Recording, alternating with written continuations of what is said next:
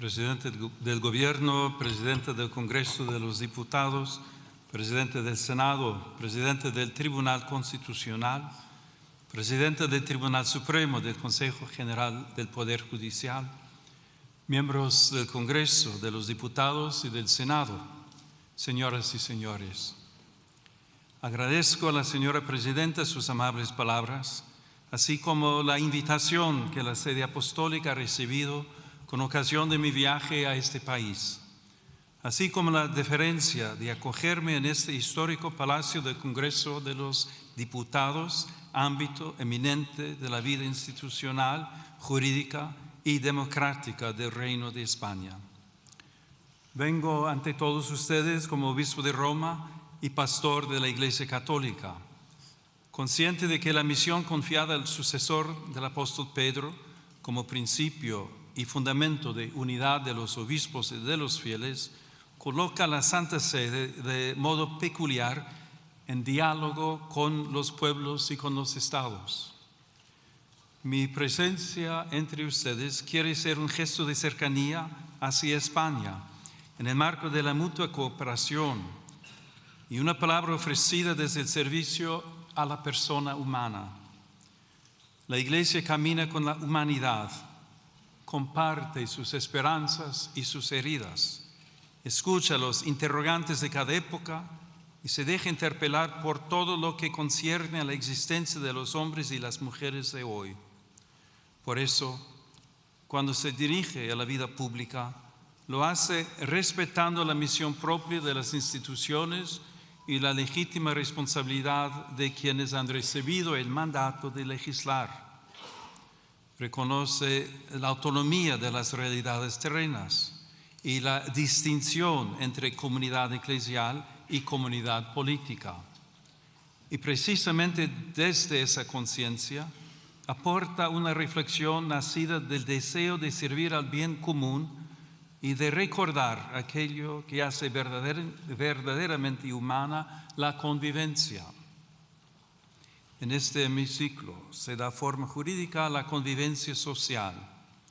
Aquí las diferencias se escuchan, se ordenan y cuando es posible se convierten en decisión compartida. Por eso, más allá de la legítima diversidad de posiciones, toda tarea legislativa acaba encontrándose con una pregunta decisiva. ¿Qué concepción de la persona humana inspira las leyes y qué tipo de sociedad construye esas leyes?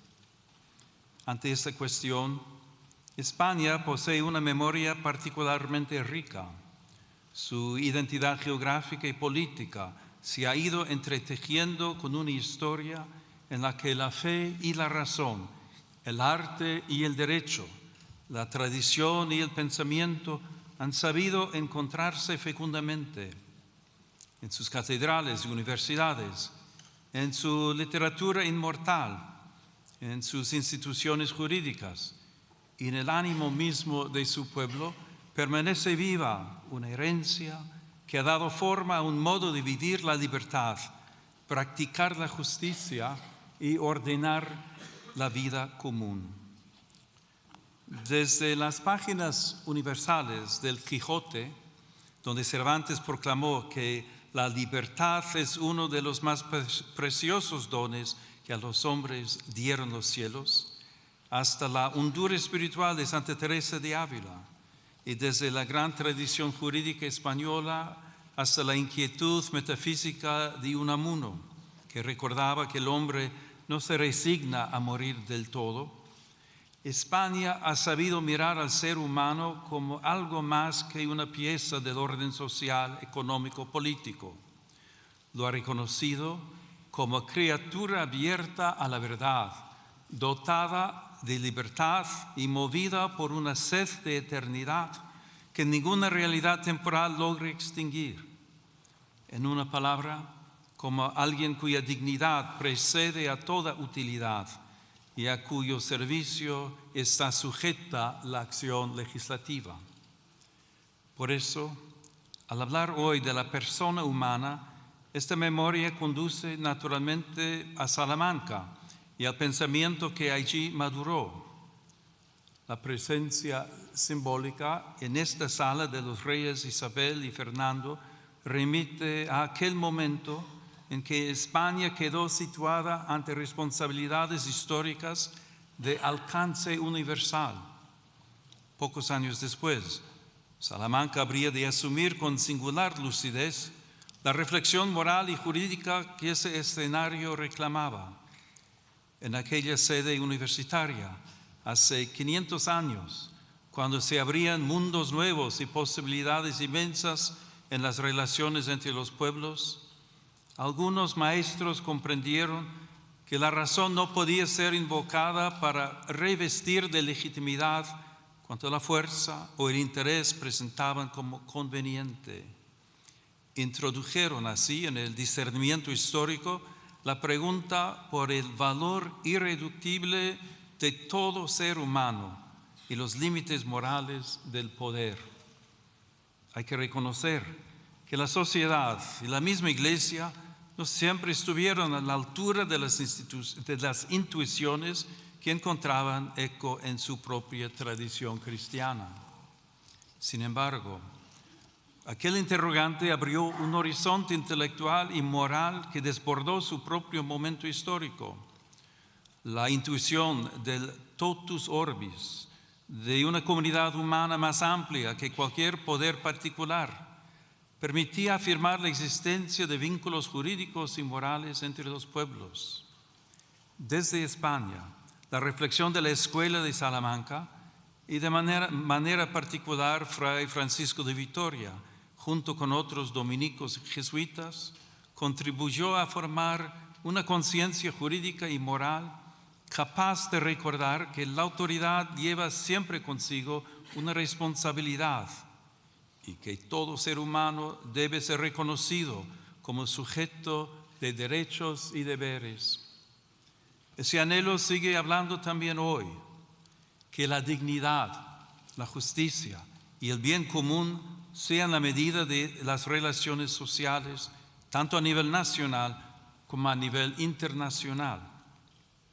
Esta es una de las grandes herencias de España, haber unido la acción histórica con la lucidez de la razón moral.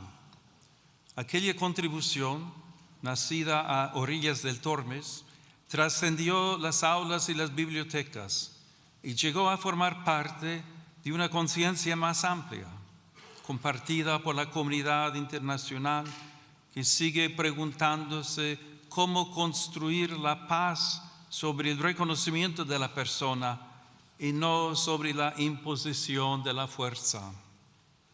Ese legado vive también en estas Cortes, cada vez que el legislador se pregunta cómo hacer que lo posible sea justo, que lo legal sea verdaderamente humano y que la voluntad de la mayoría custodie aquellos bienes que pertenecen a todos y respete aquello que ninguna mayoría puede legítimamente vulnerar.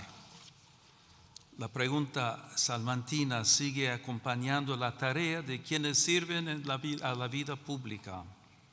Hoy, los nuevos mundos que se abren ante nosotros ya no se dibujan en los mapas, se despliegan en la técnica, en la economía, en la biomedicina y en el universo digital, donde el poder humano alcanza ámbitos cada vez más delicados de la vida personal y social. El progreso ofrece posibilidades admirables y hoy lo vemos en modo singular en el desarrollo de la inteligencia artificial y las nuevas tecnologías. Como he recordado en mi reciente encíclica, la tecnología en sí misma no es neutral porque toma el rostro de quien la concibe, la financia, la regula y la utiliza. Por eso, ante las transformaciones de nuestro tiempo, nuestro discernimiento debe centrarse en qué lugar ocupa la persona humana en nuestras decisiones y cómo se plantean hoy de manera nueva la dignidad del trabajo, la solidaridad, la política social y el bien común. Este discernimiento comienza por una afirmación primera. Toda sociedad auténticamente justa se edifica sobre el reconocimiento de la dignidad inviolable de la persona humana. Tal dignidad precede a toda concesión del Estado y no puede quedar subordinada a consensos sociales mudables o al vaivén de las mayorías de cada momento. Pertenece a todo ser humano por el hecho mismo de existir y por eso debe orientar todo ordenamiento jurídico positivo. La fe cristiana la proclama a partir de la revelación. La razón humana puede reconocerla como exigencia inscrita en la verdad del hombre. Cuando esta convicción permanece viva, el derecho se convierte en amparo de todos y en garantía frente a la imposición de intereses y agendas particulares. Sobre este fundamento, me corresponde pronunciar hoy una palabra serena y firme ante quienes tienen la grave responsabilidad de ordenar jurídicamente la convivencia social. Esta convivencia puede verse amenazada por la cultura del descarte, como tantas veces advirtió el Papa Francisco. En este sentido, si la vida deja de ser reconocida como un valor fundamental, ¿qué futuro pueden tener nuestras sociedades? ¿Puede llamarse plenamente justa una comunidad que deje en la sombra al niño aún no nacido, al anciano, al enfermo, a quien sufre en silencio o a quien depende enteramente del cuidado de los demás? La defensa de la vida humana no es una cuestión parcial ni un interés confesional, es una meta de civilización. Toda vida humana debe ser reconocida y custodiada desde su concepción hasta su ocaso natural, en cada circunstancia de su existencia. Cuando esta certeza se oscurece, los más vulnerables son las primeras víctimas y la ley pierde su significado más profundo, servir y proteger a cada persona. Por eso la grandeza moral de una nación se manifiesta sobre todo en su capacidad de acompañar, proteger y amar aquellas vidas que atraviesan mayor fragilidad. El bien común es, en cierto modo, la forma social de la dignidad humana. No consiste en la mera suma de intereses particulares, sino en el conjunto de condiciones de la vida social que hacen posible a las asociaciones y a cada uno de sus miembros el logro más pleno y más fácil de la propia perfección. Cuando el bien común deja de ser horizonte compartido, la acción pública corre el riesgo de fragmentarse en intereses parciales, incapaces de custodiar aquello que pertenece a todos. En este contexto, reviste particular importancia la familia, realidad humana primera y fundamento natural de la comunidad. En el hogar se entrelazan las generaciones y se transmite una memoria viva que da continuidad interior a la sociedad. Allí donde la familia es sostenida, se fortalece también la estabilidad espiritual y social de las naciones. La familia será siempre la primera escuela de humanidad en la que se aprende, antes que en cualquier otro lugar, la gramática elemental de la convivencia. Recibir la vida, cuidar al otro, perdonar, servir y pertenecer. También las instituciones educativas ocupan un lugar decisivo en esta tarea. En ellas, las nuevas generaciones pueden aprender a buscar y amar la verdad y a cuestionarse sobre el sentido de la vida y la dignidad de cada persona. Por eso, muchos padres deseosos de que sus hijos aprendan a relacionarse, a pensar con espíritu crítico y a adquirir valores sólidos, depositan en ellas grandes esperanzas como valiosas aliadas en su educación. Esta colaboración ha de respetar siempre el derecho primario e inalienable de los padres a elegir el tipo de educación y de formación que reciben sus hijos, en coherencia con sus propias convicciones morales, culturales y religiosas. La afirmación de la dignidad humana no puede permanecer abstracta cuando tantas personas se ven obligadas a dejarlo todo para buscar paz, seguridad y futuro. También el trágico drama migratorio interpela hoy la conciencia de las naciones y el fundamento ético del orden internacional. Numerosos hombres, mujeres y niños se ven obligados por circunstancias muchas veces dramáticas a partir de sus comunidades y dejar atrás seres queridos, historias y vínculos. Esta realidad rebasa cualquier lectura puramente demográfica o económica. Constituye una cuestión eminentemente moral y jurídica. Ahí donde una persona es discriminada por su origen nacional, étnico, religioso o lingüístico, o por su condición económica y social, se vulnera gravemente el principio universal de la igual dignidad de todos los seres humanos. La situación de los migrantes y refugiados exige una respuesta que mire a las personas, afronte las causas que las obligan a partir y vaya más allá de la mera gestión de flujos. De ahí nace una doble exigencia de justicia social: ofrecer vías seguras y legales, una acogida respetuosa y posibilidades reales de integración, y promover al mismo tiempo el derecho a permanecer en la propia tierra, trabajando para que nadie tenga que abandonar su hogar por falta de paz, seguridad o condiciones dignas de vida, por las desigualdades económicas y los efectos de la crisis climática. En los últimos años, las rutas cada vez más peligrosas han evidenciado el altísimo coste de esta realidad, tantas veces escondida o ignorada.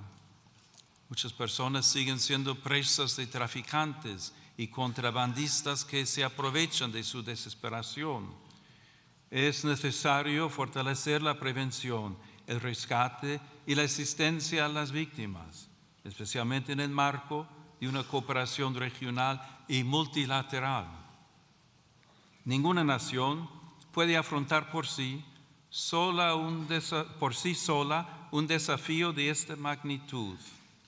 Por ello, es indispensable una respuesta coordinada, solidaria y eficaz, capaz de garantizar protección, acogida y oportunidades reales de integración a quienes emigran. Cuando la respuesta institucional se hace cercana, justa y coordinada, las fronteras dejan de ser lugares de abandono y pueden convertirse en espacios de protección responsable de la dignidad humana. Señorías, el mundo atraviesa una profunda crisis espiritual y cultural que se manifiesta en múltiples formas de violencia, polarización y desconfianza recíproca. En este contexto, la paz se presenta como una aspiración política y más aún como una verdadera exigencia moral. Reclama una palabra pública que respete a quien piensa distinto, instituciones puestas al servicio del encuentro, una memoria histórica que busque la verdad y la reconciliación y una vida social capaz de sostener la amistad cívica y el respeto mutuo en medio de la discrepancia.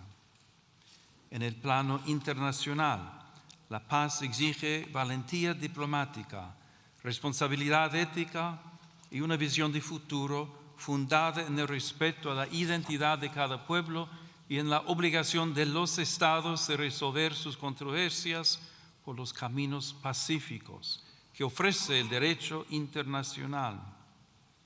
Toda guerra constituye, en última instancia, una dolorosa derrota de la capacidad de negociar y también de aquella conciencia común de la humanidad que reconoce vínculos de justicia entre las naciones.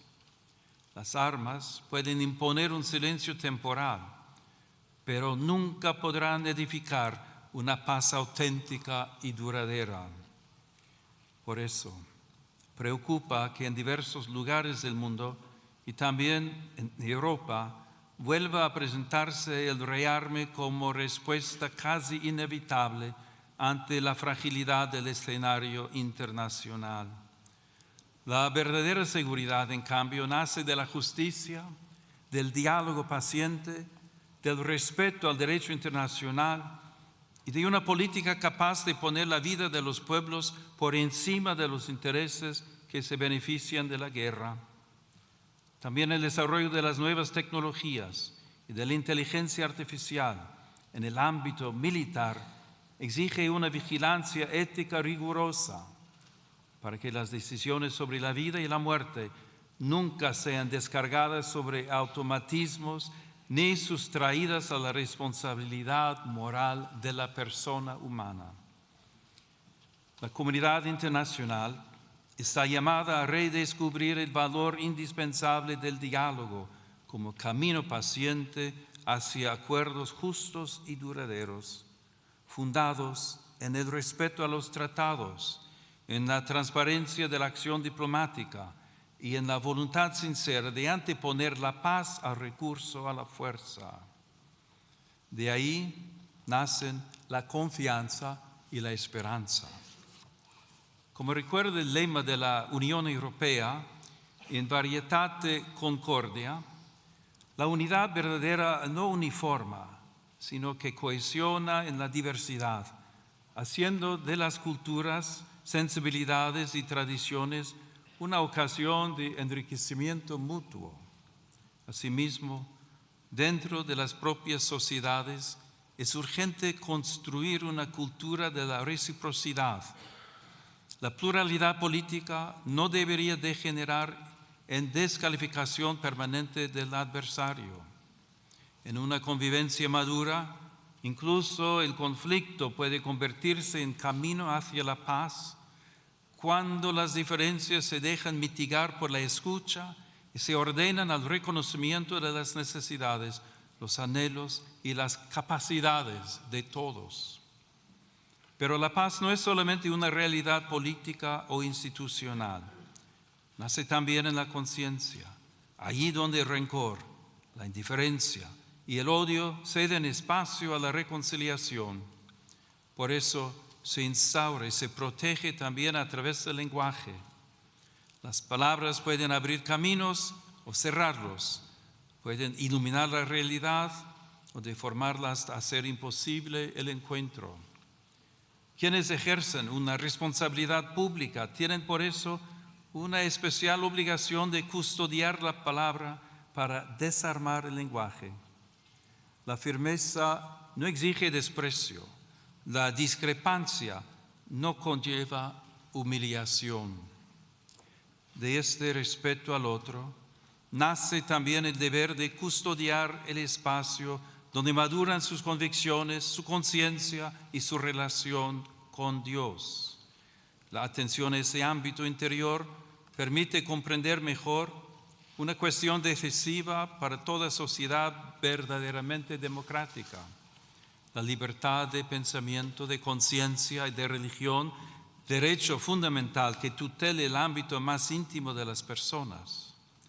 La libertad sobre la que se edifica el Estado contemporáneo, si es auténtica, reconoce la dimensión religiosa del ser humano, la respeta y la tutela jurídicamente, y evita que alguien tenga que renunciar a contribuir a la sociedad en la que vive por causa de su fe.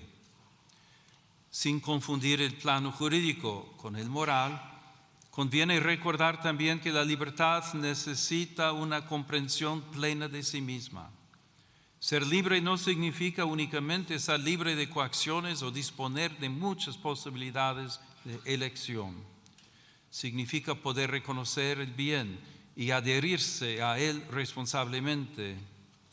Por eso, toda sociedad efectivamente libre requiere también una justa delimitación del poder público, de modo que la libertad de las personas, de las comunidades y de las asociaciones no sea indebidamente restringida. Desde esta perspectiva, la legítima autonomía del orden temporal jamás debe interpretarse como hostilidad hacia el fenómeno religioso. La fe no pretende imponerse mediante privilegios ni coerciones. Sin embargo, tampoco puede ser relegada al silencio como si fuese irrelevante para la vida pública. En este contexto, el sigilo sacramental de la confesión reviste una importancia especial para la Iglesia Católica. Se inserta en el ámbito más amplio de la libertad religiosa, que garantiza a las comunidades creyentes un espacio propio de vida, organización y disciplina interna. Tutelarlo jurídicamente, como sucede de modo análogo en algunas profesiones, significa preservar un espacio sagrado de libertad interior, donde el creyente puede abrir su alma ante Dios sin temor a presiones externas, como reconocen también las normas internacionales.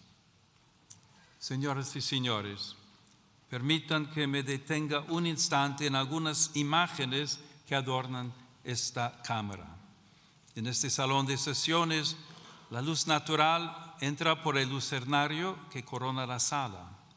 Esa luz que viene de lo alto puede recordar que también la política necesita reconocer una medida que la precede y la supera. También las pinturas que evocan en la parte superior del muro principal la recepción del Evangelio y del Decálogo recuerdan algo esencial, sin confundir el orden político con el religioso. Esos signos invitan a reconocer que la libertad moderna ha sido preparada también por una larga educación de la conciencia, profundamente marcada por la tradición cristiana. En esa escuela interior, los pueblos aprendieron que el derecho debe servir al bien, que la justicia pone límites a la fuerza, que el poder necesita legitimidad, que los pobres pertenecen plenamente a la comunidad, que el extranjero debe ser acogido conforme a su dignidad y que la vida humana jamás puede ser tratada como mercancía. Una ley no alcanza su verdadera grandeza por el mero hecho de haber sido formalmente aprobada. La alcanza cuando, además de ser válida en su forma, puede comparecer ante la dignidad de la persona y salir de ese examen sin avergonzarse.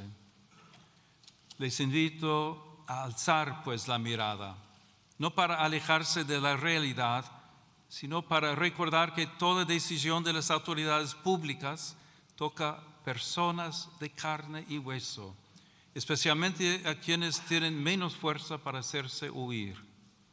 Porque la altura de miras consiste precisamente en mirar con más hondura aquello que está en juego en cada decisión pública. Por eso, junto a las respuestas técnicas y las reformas legales, hace falta también una renovación moral. España puede ofrecer mucho en este camino. Cuenta con una lengua que une continentes, una tradición cultural, jurídica y espiritual que ha sabido poner en diálogo fe y razón, derecho y conciencia, unidad y pluralidad. Esta experiencia histórica recuerda también el valor de la concordia y del esfuerzo paciente por construir una convivencia pacífica y justa. Que esta noble nación jamás pierda la memoria de sus raíces ni la audacia de mirar al futuro. Que España continúe siendo tierra de encuentro, de cultura, de solidaridad y de esperanza. Y que su vida pública sepa unir siempre la firmeza de las convicciones con la nobleza del diálogo y la grandeza del servicio. Que Dios conceda paz a todas las naciones de la tierra, concordia a las familias y serenidad a las conciencias. Y que sobre el reino de España, marcado por la huella apostólica de Santiago y por la presencia maternal de la Virgen del Pilar, desciendan días de prosperidad, justicia y paz duradera. Muchas gracias.